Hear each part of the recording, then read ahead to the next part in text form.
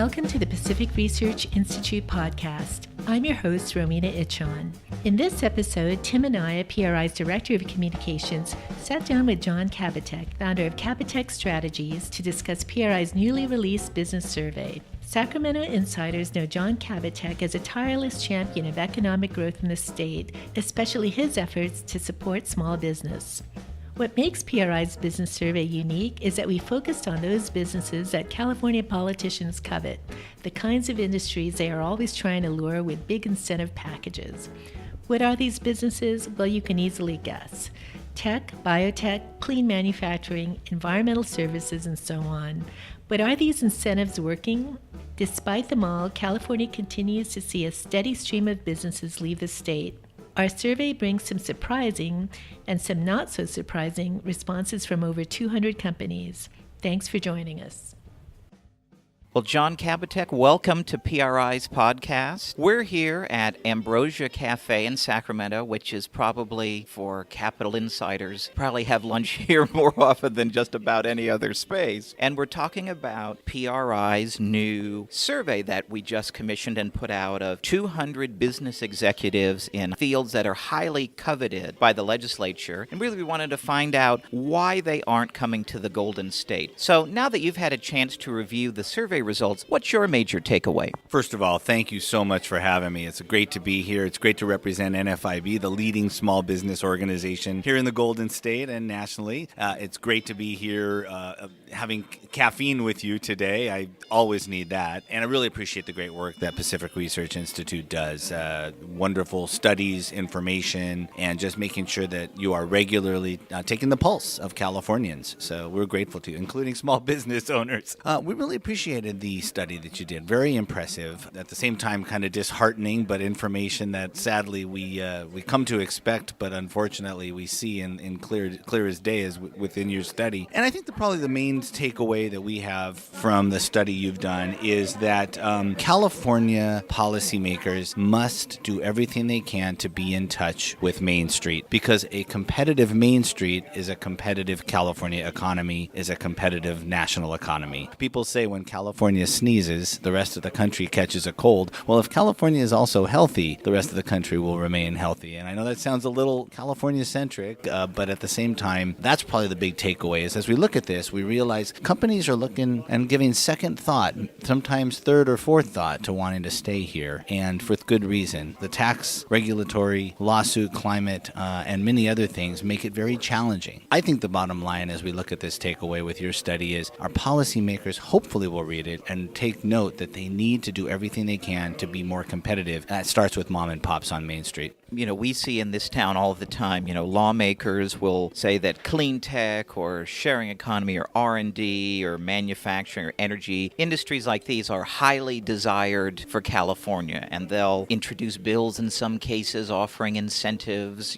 for these companies and jobs to come here. Yet, despite all of this, they still aren't. So what does that say about how competitive California's economy really is, both nationally and internationally? I think what we're finding is that a lot of small businesses and job creators of every size are very frustrated by the doublespeak in the capital. I think that they realize that there's a lot of challenge right now. There's clearly no question. I was born in Hollywood, product actually of the entertainment industry. My parents met while standing in line for a job at ABC Studios. And you look at the wonderful beaches, our wonderful entertainment industry, wonderful promise that we have with our educational facilities and higher ed and research and development, that there's a lot of promise. The challenge is that even with those, whether they're existing here or outside of the state, they look to California and they hope that the culture and that the quality of life and the ability for a quality of life is there. And they just don't see that. And the sad part is, as many of your numbers and your data reflect, people are still very frustrated with how onerous and burdensome regulations, taxes, again, lawsuits, and other things are. So I think what we find is when you talk about how competitive California's economy can be both at the national level and internationally, people look here and they say, great, we've got beautiful beaches, we've got wonderful promise when it comes to entertainment, but even things like the entertainment industry are now realizing that they are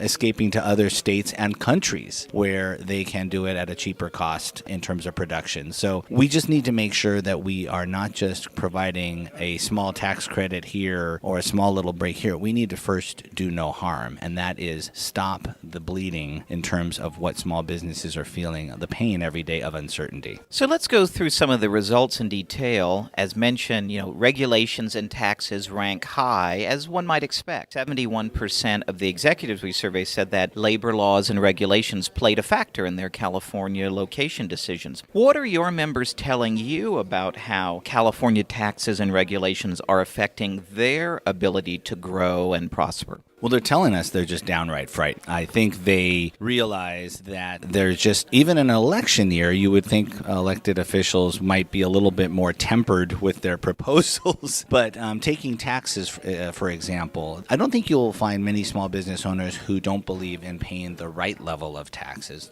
dealing with the right regulations. What we hear from our members, whether it's a bookstore owner here in the Yolo County area, whether you're talking about somebody who's got a little auto shop, a restaurant, a small little cafe, it's the same thing. I don't mind the right level of my responsibilities, be it taxes, regulations, legal compliance. There's just a culture of overkill right now. And as it relates to taxes right now, in this election year, you'd think there would be some temperance. But just so far this year, we've seen how out of touch our elected officials are with what a small business owner is. Proposal for a corporate tax surcharge of 10% is not a big business issue. That is very much a Main Street issue. When you see a corporate tax increase like we're seeing with a bill this year, that definitely hits a small business owner. When you talk about a minimum wage increase, that has the opposite effect on the very people it expects to help, which is the low-level, entry-level employees. And then when we see things about the possibility of poking holes through the property tax protections of Proposition 13, that does not smack it to a big property owner. That hits many small businesses own, especially if the small business, even if they lease that property, that cost is passed on. And then where do you think they do it? They pass that on directly to the customer. So when we're talking about taxes, when we're talking about regulations, it's a real big strain. Small business owners pay about three times more to comply with taxes than a big business, about 67% more to comply with regulations than a big corporation. So we just need to make sure that our elected officials are more in touch with exactly how what they do does not just affect a big corporation. It actually trickles down to not just small businesses, but mom and pops, soccer parents, and so many others in our community. One of the things that we do is we offer recommendations for policymakers for how they can address some of the concerns that the executives put forward, and specifically on taxes and regulations. We talked about tax reform or enterprise zones and an idea that's been kicked around, having a supermajority vote for new regulations. What types of reforms are NFIB supporting this year to make California more competitive on taxes and regulations? Well, I think some of the proposals that you include, certainly the proposals that you include in your report, are terrific. I think they're wonderful steps in the direction of giving small business owners and Californians, frankly, greater certainty. I think there's some terrific things. I think tax reform, the idea of something that would be flattened out, that would be spread a little bit more evenly, but something that would give people more predictability, is not such a bad idea. Now, that may not be speaking for every member we've balloted on the issue, but I would be willing to tell you most small business owners would be willing to deal with some sort of a tax liability or tax responsibility, rather, if they knew there was more predictability. So when it comes to NFIB, our small business organization, we find that some tax reforms this year that we think are good there's some particular tax cuts. Vince Fong, Assemblymember Vince Fong out of Bakersfield, has proposed some tax some tax reduction opportunities through some of his legislation. We've also seen a good legislator, Melissa Melendez, down from Southern California, who's proposed eliminating, and then we've also seen proposals to reduce the minimum franchise tax. That's that $800 tax that when somebody starts a small business, or the cost with the Secretary of State. But nobody knows where that money's going. Again, it's about accountability. Nobody knows exactly where that money is going. So we are supporting some measures that would actually reduce taxes, give greater tax certainty. And then the other area I'd say that we're really looking right now is where can we fix more regulatory reform and the right to correct when it comes to legal challenges. You may remember several years ago major problems with Americans with Disability Acts that was being abused by trial lawyers. We are seeing a lot of that, but we see an opportunity with Proposition 65. These signs that you see, well, in places like this cafe that really have so many different strings attached to it when it comes to what is a known cancer-causing agent, that small business owners are going cross-eyed trying to figure out how to comply. Then what you have is a small business being victimized by a plaintiff's attorney telling them that they need to settle out of court for thousands, 10,000s, or hundreds of thousands of dollars. So we're supporting some things that would be good tax reforms, some good tax cut opportunities, some tax predictability, regulatory reform, areas where we can actually further streamline regulations, but also I would say in that area of legal reform, looking now at Prop 65. At the end of the day, though, right now, we're just trying to tell legislators, do no harm, stop the bleeding. California's housing crisis ranked high on the list of concerns for executives. 88% said that high real estate costs played a factor in their location decisions. How does this result correspond with what you're hearing from your NFIB members, and what types of reforms does NFIB support to address all the different housing challenges facing our state? Whether you're Democrat, Republican, Independent, I think most every Californian can agree we do have a housing crisis in California. We need to fix it. There's got to be a way that we can make it work for our communities. And our small business owners are big supporters of our community, so we got to make sure things work for them. And there's certainly, whether it's housing, businesses, Main Street, we need to make that work. It's important to point out small business owners cannot attract and retain their workforce if the workers cannot afford to live where they work. The bottom line is just that. So, and the small business owner, it's important to point out, unlike a bigger corporation, can't simply pack up and move to Nashville, to North Carolina, to Wyoming, where housing may be more, a little bit cheap. So what we are basically saying is we need to make sure there's more affordable housing, but that starts by making the regulatory process associated with building a cleaner process, a better and a less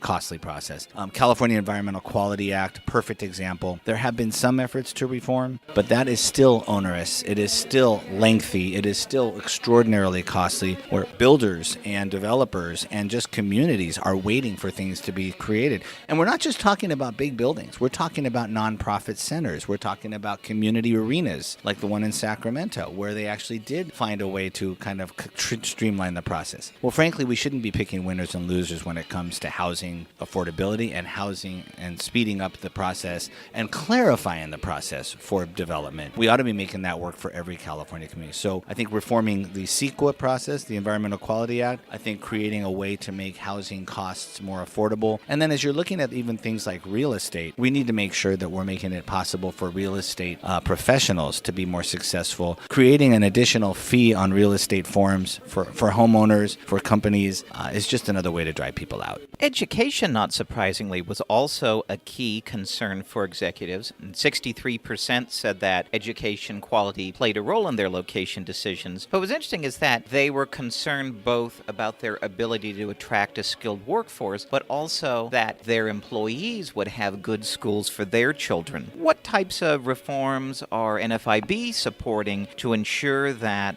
California has that prepared workforce and good schools in our communities? Great question. I think one thing to point out as well is that small business owners are definitely that cornerstone, that bedrock of supporting their communities. These are the organizations that support, not the Major League Baseball teams, but their little league team in their backyard. Small business owners are the ones that help support those children's school activities, the sports teams, the youth, helping to provide a greater community and a future. So one of the things that people often forget about is, when you're not making a small business have the ability to be successful in a community, you're not helping them to be successful with supporting their own schools, nonprofits, local community activities. So, in addition to small business generating tax revenues, which really directly fund the existence of schools and communities, it's important to point out small business owners are disproportionately impacted by the growing skills gap in our workforce. I think one thing we often have to realize, many in the state capitol must realize, is not every single young person is going to go to a 2-year, 4-year college. So we're big believers and proponents in career and technical education, in vocational reforms, careers, vocational education opportunities. Many people will find that being an electrical craftsperson or working on an automobile or working in a restaurant does not necessarily require 2 or 4 years of college. So we're big believers and supporters. As we look ahead this year, we're looking for those opportunities for greater career tech opportunities, policy that will make it more abundant for those young people to look at a wide horizon on their future. And that may very well be college, but it may very well be a trade technical program that gives them a future and give them, frankly, a very, very lucrative and meaningful and enriching future. So we're a big believer in that. Supporting career tech is going to be a big deal. Last month, I think one thing that's important to point out, the monthly NFIB Small Business Economics Trends Report actually finds an increase in the lack of qualified workers, which is impeding growth in employment. And last month, 13%, which has been unchanged, reported increasing employment, an average of 2.4 workers per firm. So this is in part a symptom of a strengthening economy. But again, it's important that policymakers look to find things that will actually promote vocational ed and a wide palette of a future of opportunity for a young person. And I think, too, from what I hear, I think career tech is going to be a big focus this year and a rare focus of bipartisanship at the Capitol, too. That's very true. We've seen Governors Wilson, Davis, Schwarzenegger, and Brown all look to embrace career tech, and then the legislators on both sides of the aisle. I think one thing we want to caution policymakers is not to play favorites with career tech, that we don't find one industry that we're trying to show favor with, that we look at the cross-section of industry, painting, technology, automotive, restaurants, retail. Let's open the door for anybody who wants that career tech opportunity to have it. The final area that we focused on were issues that were the highest profile battles last year, these areas of kind of the environment and infrastructure and those sorts of things. And our survey found mixed results. And it really seemed, from what we saw, that how you viewed these policies really depended on what industry you were in. That if you were a more environmentally focused firm, you might actually see it as a plus, where if you were a manufacturer, some other industry, it would be another reason why not to come to California. How does this correspond with what you're hearing from your members? Well, there's no question that when you talk about an evolving industry or a sector, that there is opportunity for entrepreneurs to thrive and grow. So we applaud that part of anything, whether it is environmental, whether we see other spawning, growing, evolving industries. We're big believers in giving those entrepreneurs a chance to take that little light bulb flash over their head and turn it into something. But at the same time, it's important to remember when we talk about environmental, there's a couple things. First of all, that we not put all our eggs into one basket. That yes, a green economy may be one that is important and evolving to some degree, but that there is a wide spectrum of colors on the job and economic and employment spectrum. So let's not forget that there's a lot of retail businesses out there. The concern that I think we have with a very onerous, overreaching environmental regulatory policy or any regulatory policy is how much harm it's going to do to so many others, unintended sometimes. NFIB was the only business organization to strenuously oppose this cap and trade effort when many other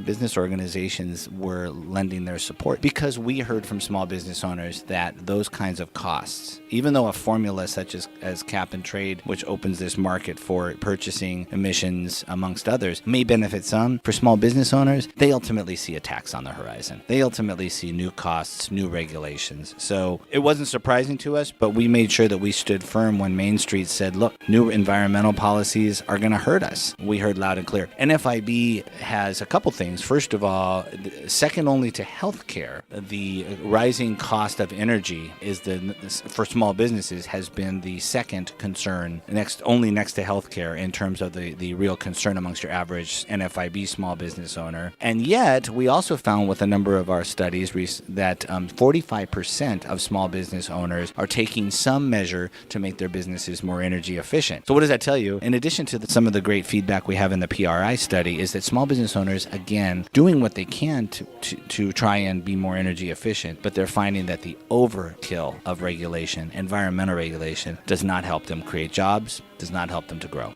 Last thing I want to bring up from our study that I thought was perhaps the most interesting thing was that what stood out overall, if you could draw one conclusion, it's really that quality of life issues like housing costs and education were the top concerns for employers. And it was more than just for them and what their out-of-pocket costs were, but it was to ensure that they'd be able to attract and retain workers who could afford to live in their community and would have good schools for their community. How are your members handling these quality of life challenges across the state? As they're finding the challenge of increased costs or regulations, many of them are just simply adjusting the best that they can. Again, unlike a larger business or corporation, they don't have a relocation operation that can take them readily to a suburb of Texas, a suburb of Wyoming or Montana, and give them a cheap. Many of them, frankly, feel landlocked because they just can't afford to move, and they're already ingrained in their community. So what are we finding? Well, when we find things like a minimum wage increase or new regulations or new onerous family leave and other extended regulations, is they're just trying to adjust. And what we're hearing from folks is, look, you know what I'm going to do? I think this coming year, I'm just going to have to scale back. So Mary and Steve are not going to be able, on my team, are not going to be able to work the full 8-hour shift. We're going to probably make it a 4 or 5-hour shift. We're going to have to take a careful look at our benefits. Many of them enjoy providing a 401k policy or other things for their employees. Now they're already making moves to scale it back. Some others on a more dramatic front are just laying people off. One guy I met with in the Central Coast who has a little Italian restaurant said, I've already done the math on the minimum wage increase through 2023, which is when it goes into full effect for $15 an hour. He said, I'm going to have to double my payroll. There's no question it will double my payroll, and I'm going to have to start to make layoffs sooner than that. So he's very frustrated because he's got a small little bistro. He's got people that he feels are family. And so to answer your question, I think they're right now just looking to adjust, scale back, and then frankly, unfortunately, try to do some more severe things if things get worse. That's why we're telling legislators this year, stop the bleeding, give people some hope. And we see a few things that actually may be a hope. So we're hoping that we can see that. So let's talk about what NFIB is working on in 2018. What's at the top of your legislative agenda this year, and how would some of those reforms help attract more people to starting their own small business and more businesses, small and large, to California, and maybe attract more of the highly coveted industries that are the subject of our poll? Well, and I know we're talking about California policy, but I would be remiss if I didn't say that a number of our small business members, many, if not most of our small business members, do see some hope in the new federal tax policy that's been passed. To be very candid, when it originally started off in its original base form, there wasn't a whole lot in there for small business. Now, as it relates to small business expensing, reductions in cost, tax reductions, and areas where small business owners have some hope, that federal tax bill now, because NFIB got involved, is going to see some things there that's going to help small businesses pass through S corporations and others. So we're very pleased about the kind of that side on the federal level, that there's going to be some tax hope for small businesses. But on the flip side, we're very concerned about legislators here who are trying to push back that small businesses are not doing their fair share in lieu of what's happening at the federal level. So we're going to be keeping a close eye on that. But there are some bills that are going to provide some tax reductions, some tax cuts, and we're taking a very careful look at tax credits just to see how the federal law and the federal effort plays out. But I think what you're going to see us continue to do is there's certainly some legislation that would bring some greater hope on the legal and frivolous lawsuit front. There's these Private Attorneys General Act reform that we're seeing legislators, in particular Vince Fong from Bakersfield again, looking to provide some hope and some certainty as it relates to these, and frankly some resolution to these egregious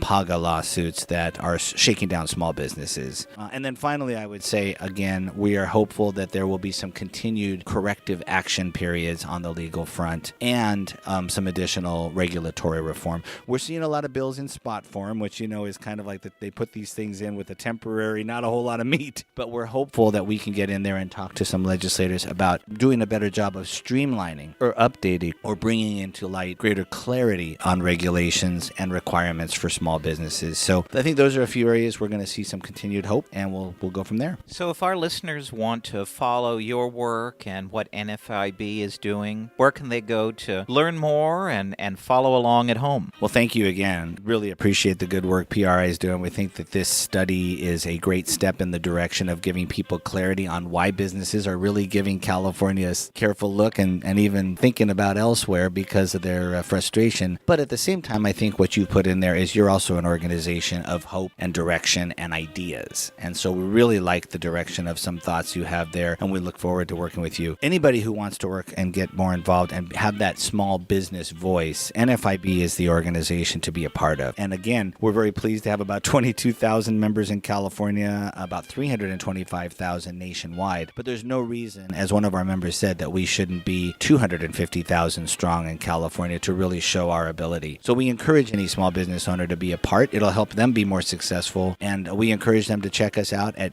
NFIB.com, NFIB.com. And there is a California page. It's National Federation of Independent Businesses, NFIB.com. Go to the California page. Our number in Sacramento is 916-448-9904. We'd love to have people join and be a part of our great small business army. So finally, my favorite question that we ask every guest on our podcast, and I think our setting here kind of lends to it. You know, when we talk about all these sometimes depressing topics, we find ourselves needing a glass of wine or other adult beverage. So please share, and I'm sure you have many NFIB members who might be a mom and pop winery or beer producer or such. So please share with our listeners your recommendation for a favorite wine or adult beverage or beer that they should try at home. Well, I just think that anybody who is in their right mind to actually deal with regulations and taxes needs a good happy hour, and there's no reason happy hour can't start. As long as it's responsible, start at the right hour, and I think that hour is right now. How do you feel about that? So I'd probably say, my favorite beverage, it is called the Whiskey Smash, and I did not drink it in California. Again, it was where I was outsourcing my focus.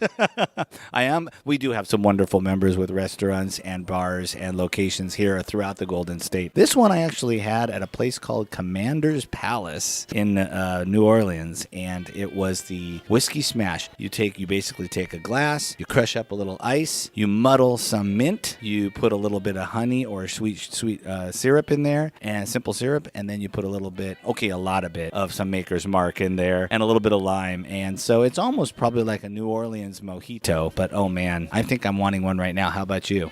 I think on that note, we should go get us one. Well, John Kabateck, thank you so much for joining us on our podcast. We really appreciate it. Thank you very much. And thanks again for everything PRI does to give not just small businesses, but Californians really top of the line, state-of-the-art information, and again, ideas on how to make California a better place. Thanks again to our guest, John Kabateck, and to Tim Anaya. To read our survey results, go to our website at pacificresearch.org. If you like this episode, please tell your friends and subscribe to PRI's podcast at iTunes, Google Play, Stitcher, or TuneIn. And please do us a favor and give us 5 stars. You can also listen to our podcast on PRI's YouTube page, youtube.com/PacificResearch1. It's a number 1. And check out our blog Right by the Bay on our website at pacificresearch.org. Thanks for listening. I'm Rowena Itchon. We hope you come back again for another episode of PRI's podcast.